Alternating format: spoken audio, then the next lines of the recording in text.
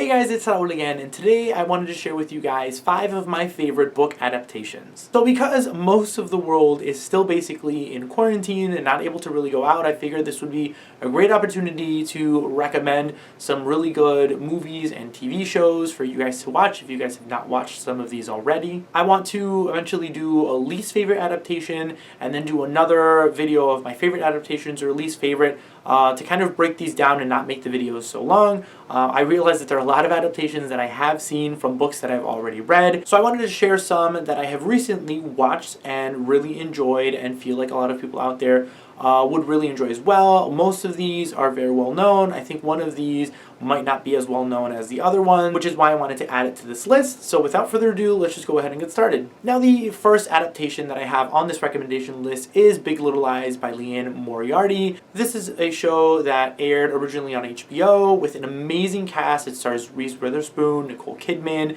Shailene Woodley, Zoe Kravitz, and many other people that are just absolutely amazing. I think that's why this adaptation had to make it on this list, not only because Big Little Lies I feel is one of my favorite mystery novels that I've read, but because this adaptation was done so well. They had such an amazing cast.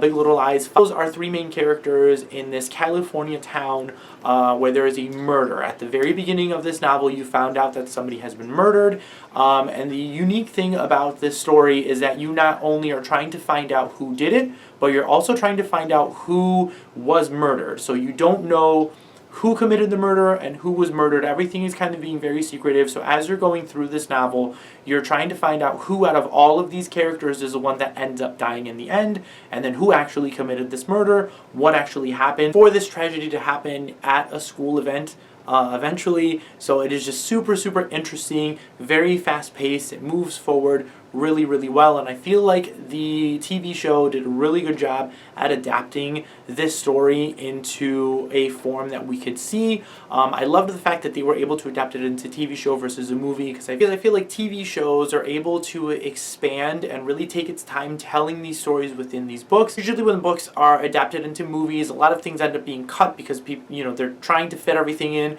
within a 2-hour time span versus a show where they have 6 to 8 episodes to tell this story and they can really take their time.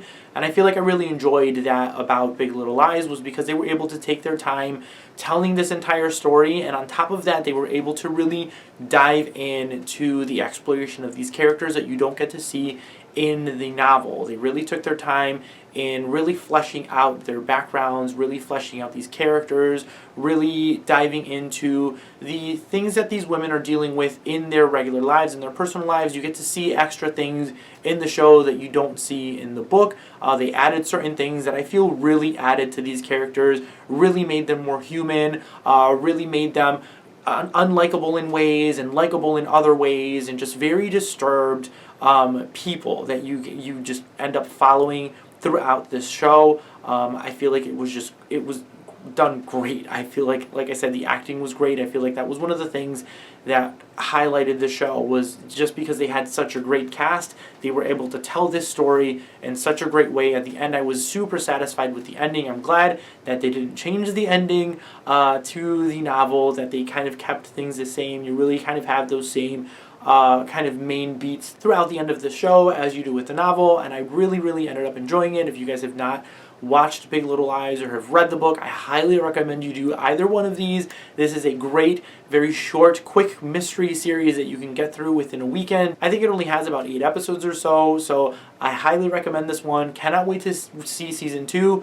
because season 2 continues on with where season 1 left off, where you obviously don't get to see any of this in the book because this first season only follows the book, and the book is just a standalone. So I'm glad to see where this show ends up taking it, because I really loved this character, and it's one of those things that you would have loved to see in the book, kind of where these characters continue to go, what continues to happen with their lives after all of this is found out.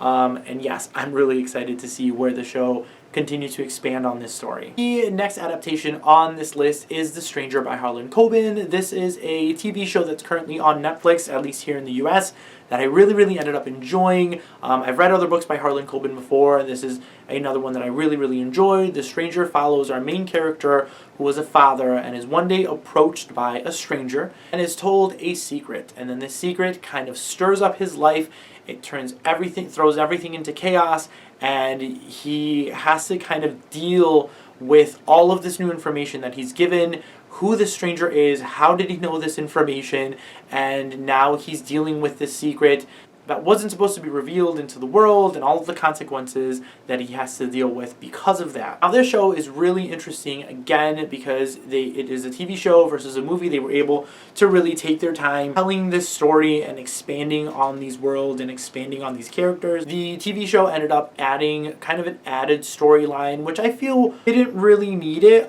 This added storyline, yes, it gave you more background on other characters within this story, but I feel like it wasn't completely necessary. It wasn't really adding too much to that main mystery of this stranger and the secret that the stranger had revealed.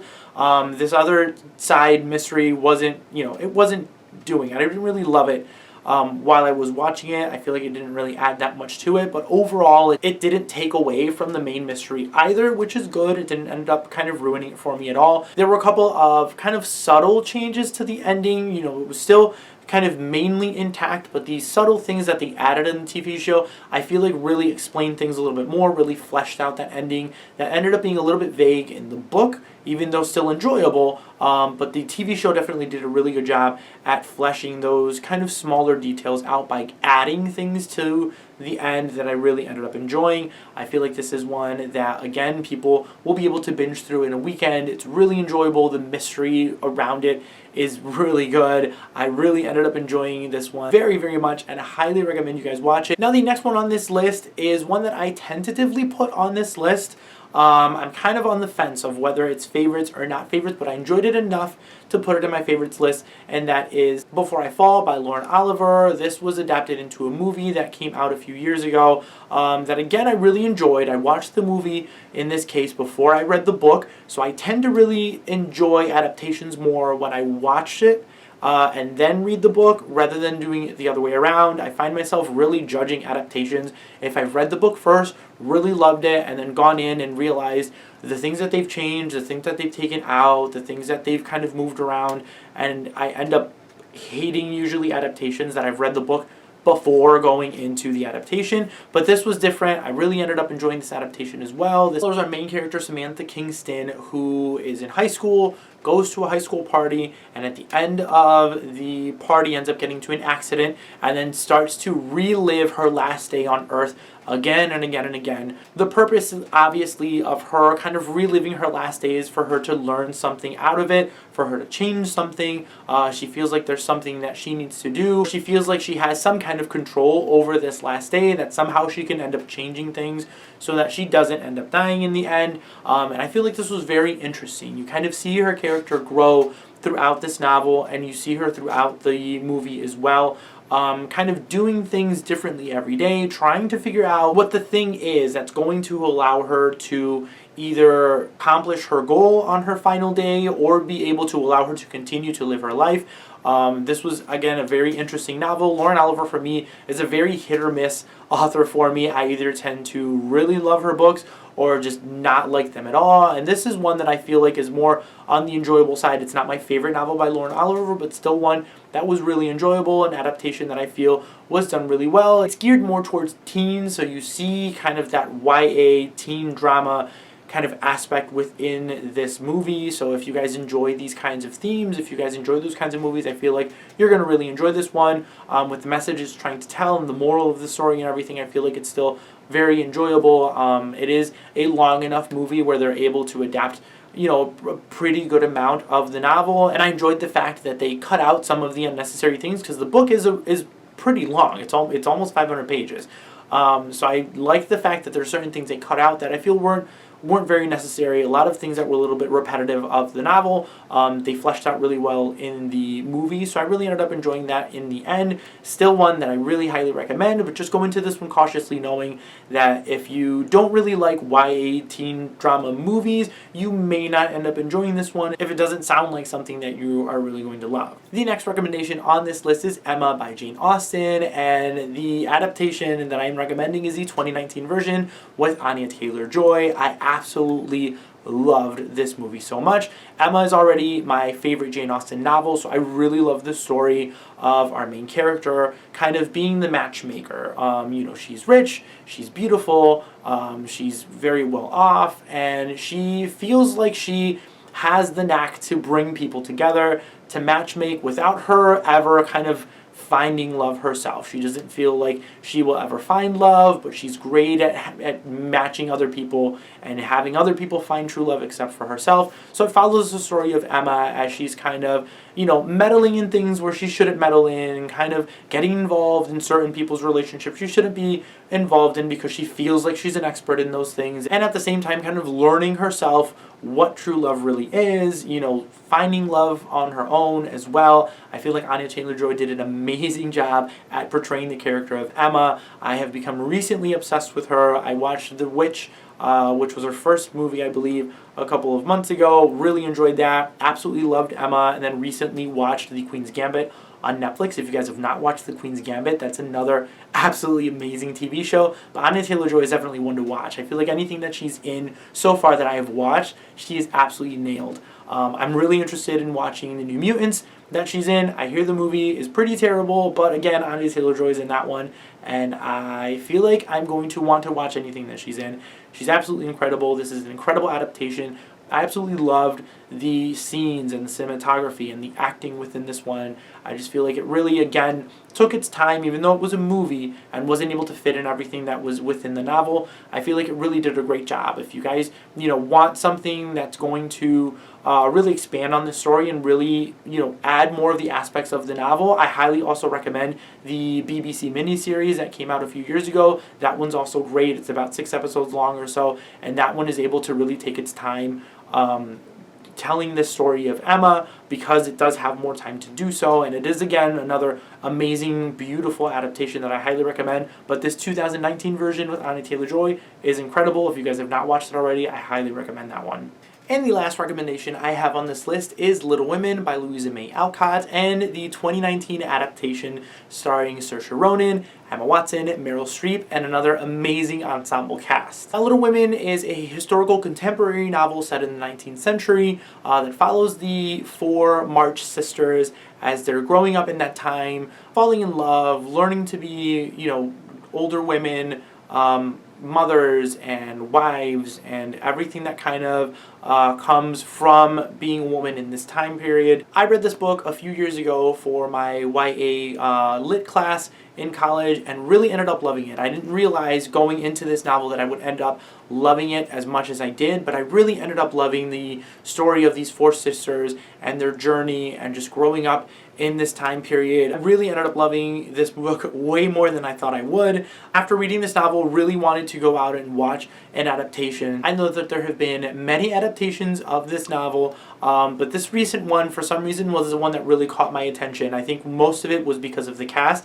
It had an amazing cast, a lot of people that I've seen in other things before that I really wanted to watch, and I felt like this was going to be one, again, that was going to be really good. It was going to portray this story really well, and I just wasn't disappointed. This was an absolutely amazing adaptation. It is beautifully shot, very well acted, and it tells such an incredible story of these 4 sisters. Out of all of these 4 sisters, you're following one of the sisters named Jo, who out of all of them kind of refuses to conform to everything of this time. All of the other sisters are looking to fall in love and start families and become wives, and Jo just wants to be a writer. She has her mind on other things. Yes, she enjoys the company of men, but doesn't really want to fall in love. She doesn't want to follow along in those footsteps as she's being taught to do, and I really enjoyed her as a main character. I feel like that's the one character that a lot of people end up really connecting with is Jo, and the fact that she's not conforming to these things. She's just such an interesting character, and her character dynamic with the rest of her sisters is just absolutely incredible. You get to see this throughout this movie. I feel like they did such an amazing job at portraying everything, or at least mostly everything that happens in the book. You do have kind of these dual timelines because the book is originally divided between two main parts. You have the first part where you're following the girls as children, and then the second part where you're following them as adults after they've gotten married and start to form their own families. So you do have these two dual timelines within the movie where they're kind of flashing back and forth between their childhood or their younger years and then more of their adult lives. I really enjoyed that aspect of it, that it kind of jumps back and forth instead of giving us this kind of direct timeline between them being young and then toward the end as they're adults. I liked that they played around with this sense of time, and you can really see in these shots that where, you know, when they were talking about the past or when they're in the past, everything kind of seems very bright and very light and sunny and airy, and then in the future, as things kind of get a little bit bleaker, you can tell that these scenes, you know, they're a lot darker. They're using kind of darker filters in front of the camera to kind of portray the fact that things in the future didn't turn out as well as they thought they were going to turn out. So I loved the fact that they played around with that within this adaptation. This is, again, another absolutely incredible adaptation. If you guys have not seen this adaptation, I highly recommend it. If you guys have not read the novel, again, I highly recommend it. This is a great book as well. But I feel like a lot of people are going to really want to watch this movie rather than reading the book, because it is, again, a book that was written in the 19th century. So people tend to really steer away from more classical books as well. I personally, like I said, really enjoyed it, but I do highly recommend this movie. I felt like it was absolutely incredible and was able to really do justice to this novel that is one of my favorite classics that I've ever read. So yeah, guys, that is it for some of my favorite adaptations. Comment down below, let me know if you guys have watched any of these and what your favorite adaptations are as well. I would love to know. I love receiving recommendations and kind of finding new things to watch. If you guys enjoyed this video, please give it a thumbs up and consider subscribing if you haven't already. I post videos every Tuesday and Friday. Thank you guys all again for watching, and I will see you all next time.